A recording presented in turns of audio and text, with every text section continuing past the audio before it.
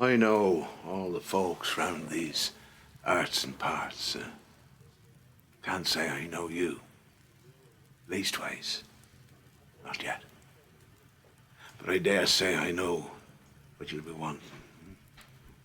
Some of the crack, maybe. A wee yarn with your sup, is it? No harm in that.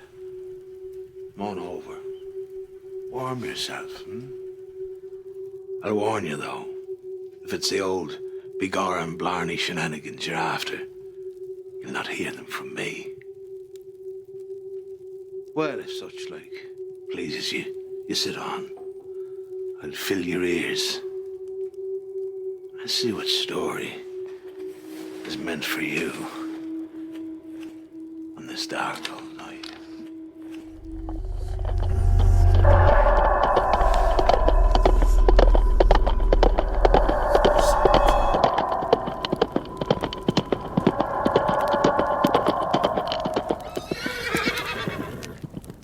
So this story comes from a local historian, Bob Curran, in his book Banshees, Beasts and Brides from the Sea, which is all about Irish tales of the supernatural. And this story was collected from an old woman living high in the Sperrin Mountains in County Tyrone. And she talks about her encounter with the Dullahan or the Culture Bower. And she says, "This happened long ago when I was only a slip of a girl, living on the edge of the Sperrin Mountains. And we lived in a very lonely place beside a road which ran right through the mountains. Every night, one of us young ones had to go down to the road, get some peat for the fire and bring it back to the house. And this night it was my turn. It was a clear, frosty night. The moon was as big as a shilling and twice as bright. Well, I'd only taken a few steps back towards the house, having got the turf, when I heard the sound of wheels on the road behind me. It was louder than you would have heard from a pony in a trap, and it was coming up on me very, very quick. I turned to see who it was. The road behind me twisted and curled across the hills, and because of the moonlight I could see for miles there was not a thing on it. But yet that sound was getting louder and louder and closer and closer, the sound of turning wheels. And the closer it got, not a devil of a thing could I see, and yet it was getting louder and louder. Suddenly it was right up beside me, and I felt myself pushed tight up against the ditch, as if there was something just trying to get past me on the road, but yet there was still nothing to be seen at all. It was like trying to be pushed against a strong wind. The whole night was filled with sound of galloping hoofs and wheels, and then it was gone. I heard the sound of the wheels just fading away further and further. I ran back home. I told all in the house what I'd heard, but nobody would believe me. In fact, my father made me go back out to pick up the turf that I dropped. No one believed me. They all made fun of me. Many months later, I was talking to an old woman, and she had the reputation of being a wise woman. She knew about the fairies and the ghosts that wandered across our mountains. And I told her about the noise I'd heard that night on the road. The very mention of it, she started up, and she crossed herself. "God between us and harm," she said. "It's not right that such a young person should hear these things." "That was the Culture Bower you heard. That was the death coach. That's what you surely heard," she said. "There is misery for some poor creature somewhere in this locality." And that was the warning she gave. It was many months later. There was a man who lived further along the road from us. He was very fond of the drink, and they said that he was very bad to his wife. Well, about 2 months after I'd heard the sound of that coach on that road, that drunk man was going past our turf stack at the bottom of the lane. Because of the drink being in him, he tripped up and he fell. He fell right at the very place where I'd heard that sound, and he cut his leg. Well, it swelled up with blood, and he got blood poisoning, and a couple of days after that I heard that in spite of everything the doctors could do for him in the hospital, he died. That was why the Dullahan was on our road that night. It left death and grief in its wake.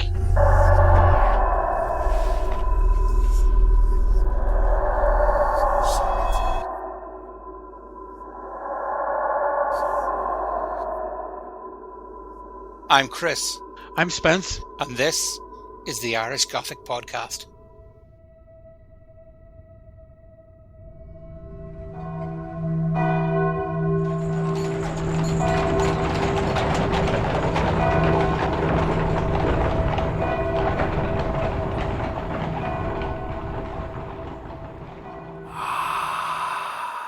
Hello and welcome to tonight's episode, The Legend of the Dullahan. So Spence, What is the Dullahan?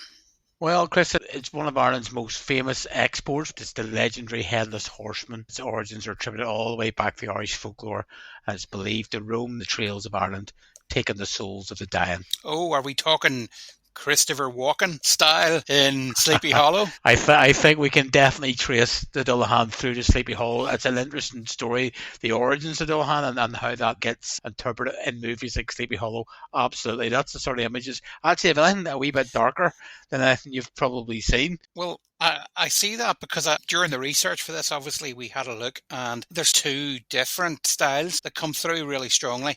You have the one man on a horse with no head galloping, and then, of course, you have the black horse and carriage with the man with no head driving it. I mean, in terms of what this thing would have looked like as it came down the road at you, Spence, what are we talking here? Yeah, some really stark, vivid, grisly imagery has been attributed to the Dullahan in the years. So you're holding its severed head in the air as it rides down the roads, flaming eyes, short ears, the ability of this supernatural sight. Perhaps one of the most grisly elements, at least for me, is it has been known to wield a human spinal cord as its whip. And it uses that to whip the horses and to take out the eyes of anyone who does see it. Oh, that's awesome. It would need to take your eyes out because I could imagine that riding towards you on a dark night. The flesh is decayed. On the head that he carries, which is obviously his own, we're told that the skin is sort of like mouldy cheese. And you can only imagine that sort of dripping off his face. Now, I've seen mouldy cheese and I can only imagine how terrible that would look and possibly smell.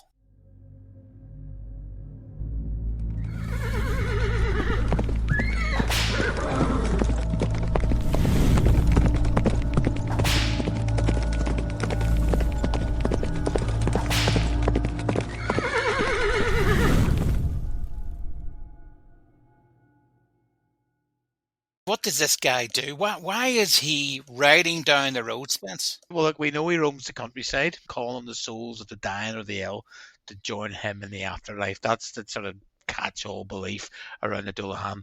Some of the rules around that is he stops his horse in front of a house. We may shout out the name of the person about to die, draw their soul forth. So is he a bit like the angel of death? Absolutely. I mean, we all maybe would be more familiar with the Banshee, that classic famous harbinger of death, and I know we'll talk about the Banshee in later episodes, but there are even stories that have the Banshee riding alongside the Dullahan on the death coach. So absolutely a harbinger of death, a grim reaper. Well, for anybody who in their childhood saw a Disney film called Darby O'Gill and the Little People, the Banshee does certainly come along with the Headless Horseman and picks up Darby to take him to the other realm. As a child, I remember it being one of the most scariest things I'd seen, other than Sean Connery singing, because I believe it was his first film. The horror. That was the horror, yeah. That's where the movie was riffing on stories that have been recorded by Yeats, been recorded by Croker, who do talk about the Banshee accompanying the coach of Bower, rumbling up the doors. If you open the door, according to Croker, a basin of blood gets thrown in your face. It just gets more grisly and grisly and grisly with the retelling.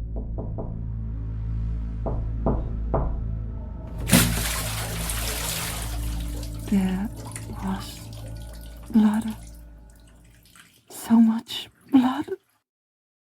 According to Yeats and his book Fairies and Folk Tales of the Irish Peasantry, these phantoms are found even elsewhere. If we look back into Norwegian history, the heads of corpses were cut off to make the ghosts feeble. But cutting the heads off a body to make a ghost feeble sounds a bit like vampirism as well, doesn't it? You can see how all these stories sort of clash and merge, and on the one hand, the Norwegian history is dealing with similar territory, but in Ireland, we could be telling the same stories at the same time. Not that one necessarily came first; they could be happening simultaneously because people all around the world are struggling with the same anxieties, the same fears, the same worries about death, how death will come, how they can protect themselves against it, what are the signs. It's a wee bit, Chris, like what we talked about last week in terms of, I think, fear and protection. Yeah. I mean, it always comes down to what people need from the culture. That takes us perfectly on to the origin and where this story came from.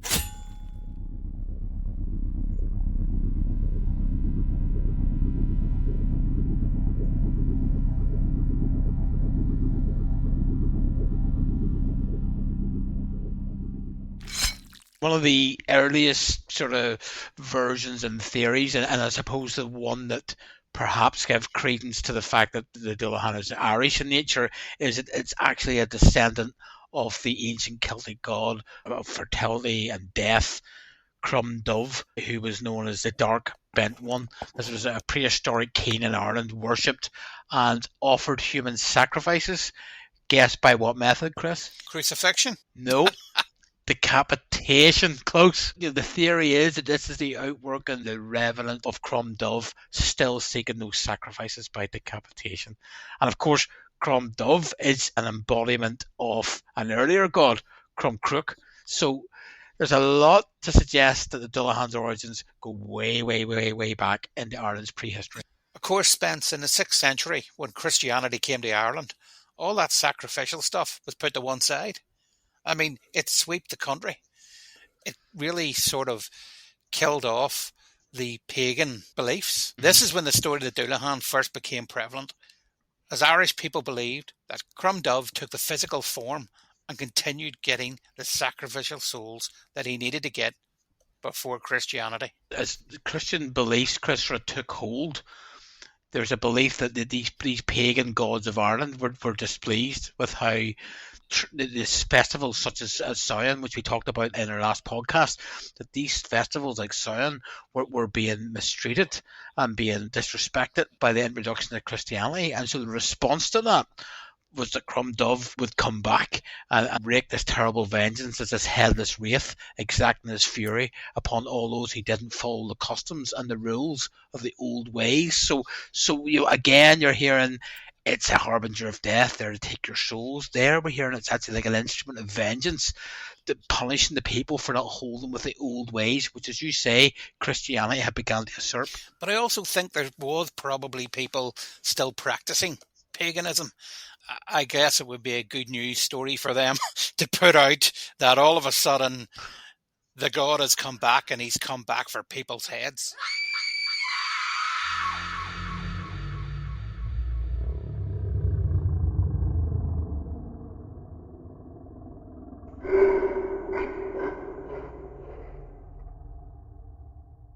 Yeah, Spence, I think this really came to the global attention when Washington Irving released his short story in 1820 called The Legend of Sleepy Hollow.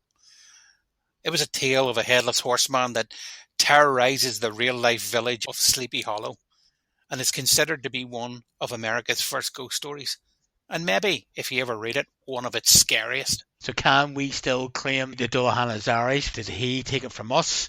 Did we give it to him? So there's lots and lots of conversation around Washington Irving's inspiration. One of the things is in the story itself, he talks about the ghost of a Hessian trooper whose head was carried off by a cannonball in some nameless battle during the Revolutionary War. So that's how he sets up the phantom. In real life, in reality, Irving lived 10 miles from the site of an actual battle. And in the journal of a major, he was quoted as saying, a shot from an American cannon at this place, White Plains, took off the head of a Hessian artilleryman.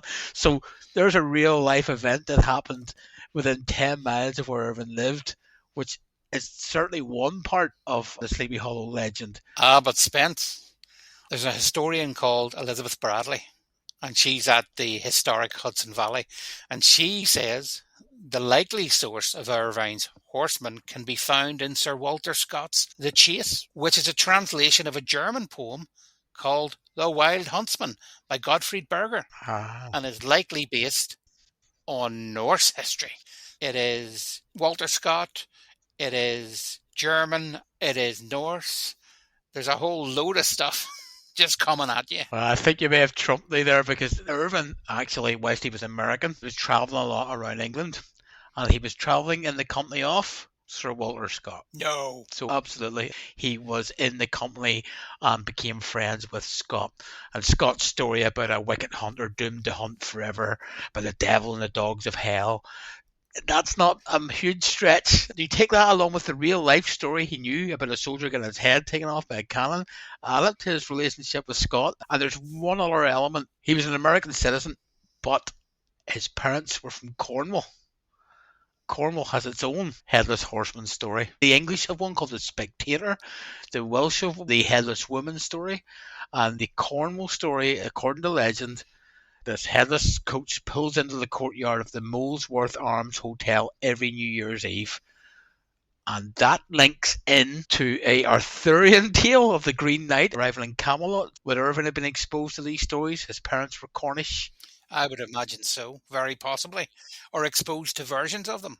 Spence, I can do one better than that, because Washington Irvine was a really close friend of Oscar Wilde. And rumour has it, when he would go over to Oscar's house and have tea with Oscar and his wife, Oscar's wife would tell him stories of Irish myths and legends. I think what we're definitely seeing, and it's a delight to be able to say this, despite the fact that he may have been influenced by Walter Scott and the legends of the Arthurian Knights, etc., I think we can always pull this back to that Celtic connection, because even if all it was a rendition of his Cornish parents' storytelling, Cornwall is regarded as one of the Celtic nations, along with Ireland, Scotland, Wales, Brittany, and the Isle of Man. So even if he just got it from his parents, I think we can definitely claim Sleepy Hollow as one of ours.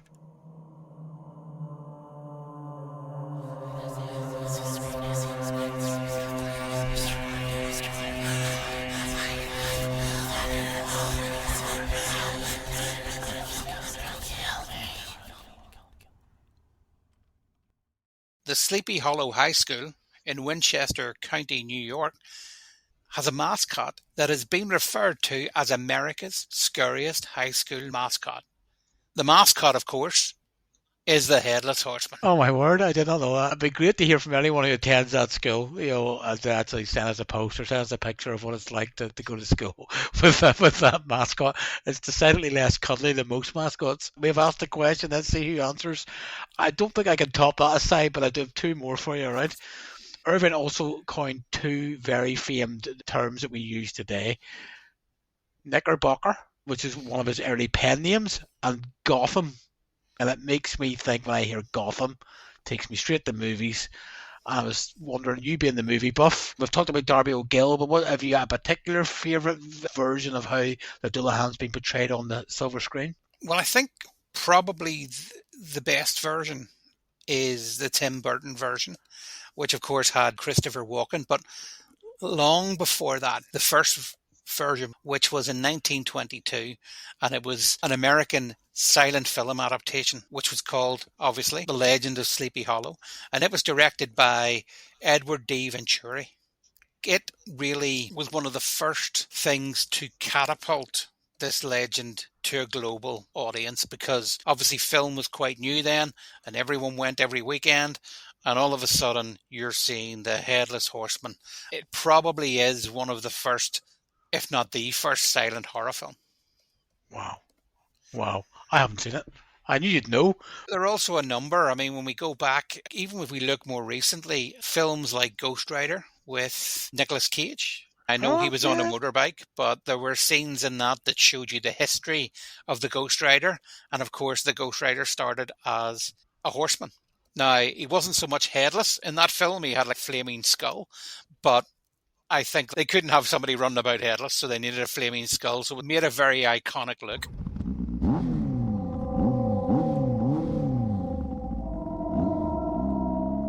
And that takes me on to a version of the Dullahan, a modern version, which comes from an urban legend from Japan. The legend is that piano wire stretched across a road at neck height, and a motorist coming at speed hits the wire and is decapitated. He drives on, headless, and continues into the night and turns into a ghost. He keeps riding forever, looking for the person who murdered him. That's exactly the type of thing that could have come from the legend of the Dullahan. Absolutely, Chris. When we look at how stories like the Dullahan manifest themselves in other cultures, or how their cultures manifest in our storytelling, what do we conclude from that? Why are these stories universally known in one version or another? What is the DNA strand that runs through all these stories? For me, and I could be wrong, I feel it's similar to what we talked about on our last podcast. It's trying to put a context, a construct around the unknown.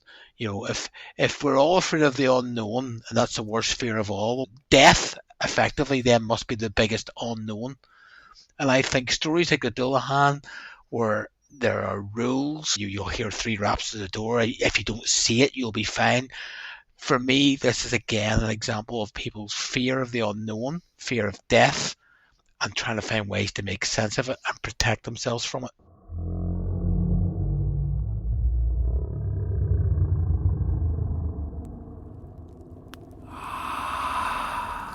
I only heard the coach about one other time, 3 or 4 years after the experience down by the turf stack.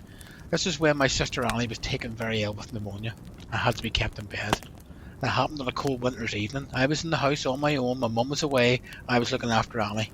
And while I was waiting, a neighbour of ours, Maggie, called to see how Annie was, and I encouraged her to come in. We sat and we talked by the fire, and then I heard it. That sound, far away on the road. The horse and trap approaching our house. This time it was coming quicker and quicker. The clop of horses and hooves coming to our door. It drew closer and closer, and then it seemed to slow down. "There's mother now," says I, getting up to go to the door, and sure enough the sound had stopped when it drew level with our house. I went to the window to look out before I opened the door, for I wanted to see who had come by, but there was nobody on the road outside. And suddenly I heard 3 loud but very clear raps. I don't know if they came from the window, I don't know if they came from the door, but I can vouch I heard them. They were like the noise of a stick hitting the bottom of an empty wooden bucket. A hollow sound that kind of echoed, made me feel shivery. And Maggie heard it too, because she jumped up. And then I started to hear the sound of the wheels turning again on the road outside. "Come away from the window, Mary," said Maggie, very sternly. "That's the coach about her. It's come for your sister Annie's soul. Don't look out, for you don't know what you might see. Annie is not going to be long for this world at all." Well, I didn't look out, and the sound did fade away, and soon after my mum came home, and we told her all about it. She knew all about the stories about the countryside and rumours and legends about 3 knocks in the window preceding the death, but she never paid them any heed. And actually that night Annie's fever seemed to be getting better. She seemed to be getting well. But later in the night her fever suddenly took a turn for the worse. A doctor was sent for, but by the time he arrived, my sister Annie was already dead. The coach had definitely come for her soul. Now they say it's the devil himself who drives it, and that the horses that pull it are all headless, and no mortal eye can see as it goes past. 3 raps in the window are a sure sign of a death, but if the coach only stops at a door, then it's a signal there will be a lasting sickness. That's what I heard, and that's what happened to Annie. Now those two will tell you these days these are just silly superstitious people, telling silly stories, and the sounds that we're hearing on those roads at night are just the sounds of smugglers running potching up and down the roads and the hills and the trails of the Sperrins. They say the smugglers themselves might have put these stories out to keep people off the roads when they're going about their business. But I'm an old woman now, and I have no cause to lie to you.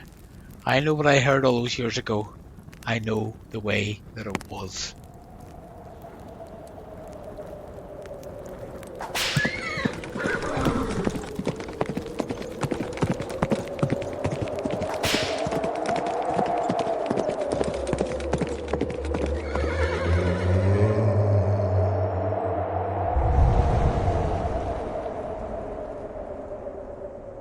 To quote Gothic Studies professor Franz Potter, the Headless Horseman supposedly seeks revenge and of course a head, which he thinks was unfairly taken from him. This injustice demands that he continually search for a substitute. The horseman, like the past, seeks answers, still seeks retribution, and can't rest. We are haunted by the past, which stalks us, so that we will never forget it. Whether it's fear of the unknown, fear of death, whether it's themes of retribution, injustice, disrespect for the old ways, we can see how all these universal themes can be captured by one phantom creature. And is that lady from the Sperrins? She's an old lady now, and people tried to tell her that she didn't really know what she heard, but she maintains, I know what I heard all those years ago. I know the way that it was.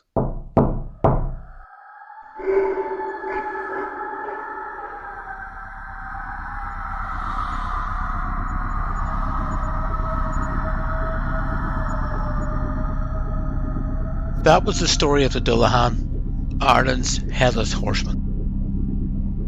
Next week, we're doing Giant's Causeway, which of course means giants.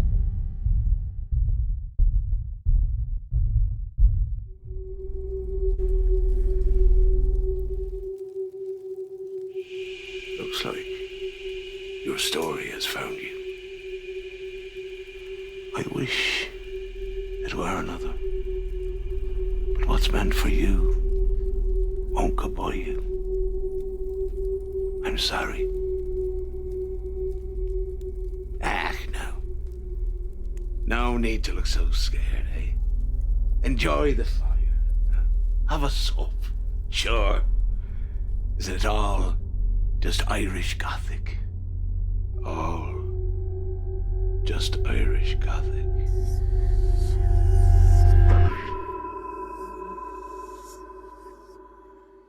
The Irish Gothic Podcast was brought to you by Causeway Pictures. It's hosted by Chris Patterson and Spence Wright and was produced by Rebecca Alcorn. All rights reserved. Check out our other podcast, Hostage to the Devil, which delves into the dark world of possession and exorcism. You can get it wherever you get your podcasts.